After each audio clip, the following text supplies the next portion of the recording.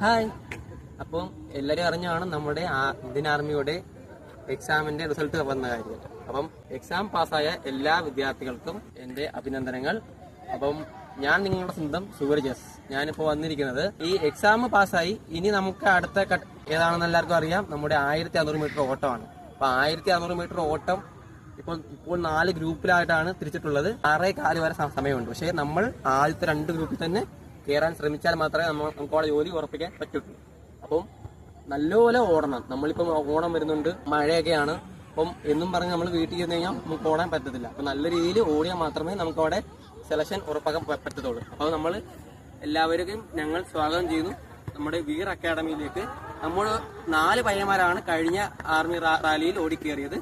അപ്പൊ നിങ്ങൾക്കും പുതിയൊരു ഈ ഒരു വർഷം നല്ലതായിരിക്കട്ടെ.